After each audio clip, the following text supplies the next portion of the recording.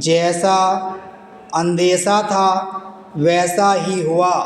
संसद के बजट सत्र के दूसरे चरण की शुरुआत हंगामे से हुई।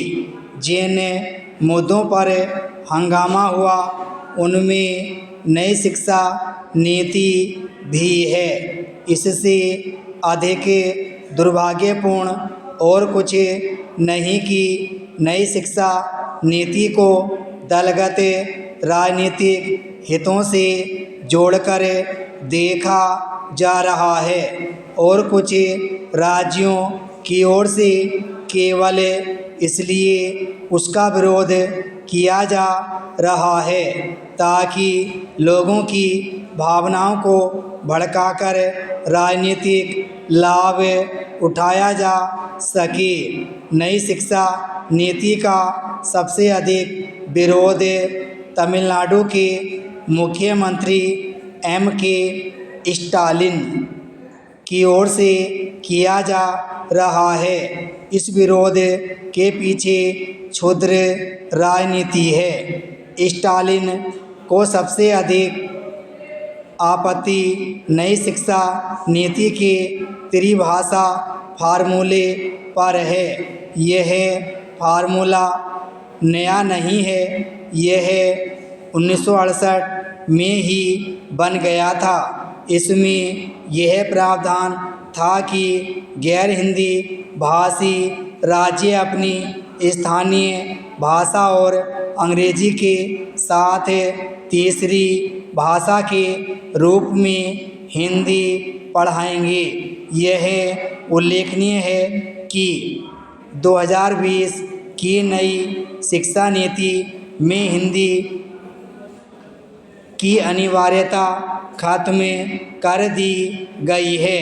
इसके बाद भी स्टालिन यह शोर मचाने में लगे हुए हैं कि त्रिभाषा फार्मूले के जरिए मोदी सरकार तमिलनाडु पर हिंदी थोपना चाहती है।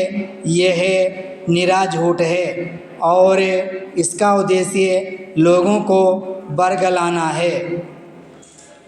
तमिलनाडु में अगले वर्ष विधानसभा चुनाव होने हैं। स्टालिन इन चुनावों में अपने पक्ष में माहौल बनाने के लिए ही नई शिक्षा नीति का विरोध करने में लगे हुए हैं। समस्या यह है कि इसके लिए वह झूठ बोलने से भी नहीं चूक रहे हैं। संकीर्ण राजनीतिक स्वार्थों के फेर में उन्होंने इतना उग्र रूप धारण कर लिया है कि हिंदी के साथ संस्कृत पर भी आपत्ति जता रहे हैं। हिंदी विरोध के अलावा उन्होंने परिसीमन को लेकर भी यह माहौल बनाना शुरू कर दिया है कि इससे दक्षिण के राज्यों को राजनीतिक क्षति उठानी पड़ेगी। हालांकि प्रधानमंत्री और गृह मंत्री यह स्पष्ट कर चुके हैं कि परिसीमन से किसी राज्य को कोई नुकसान नहीं होने दिया जाएगा, लेकिन स्टालिन ऐसा ही होने का हौवा खड़ा करने में लगे हुए हैं। यह सही है कि लोकसभा सीटों का परिसीमन प्रस्तावित है, लेकिन वह तो तब होगा जब जनगणना होगी। जब न जनगणना हुई है और न ही यह तय हुआ है कि वह किस आधार पर होगा, तब फिर स्टालिन उसे लेकर लोगों को आशंकित करने में क्यों जुटे हुए हैं। इससे बुरी बात और कोई नहीं कि DMK नेता शिक्षा नीति को अपनी सस्ती राजनीति का विषय बनाएं और वह भी झूठ का सहारा लेकर।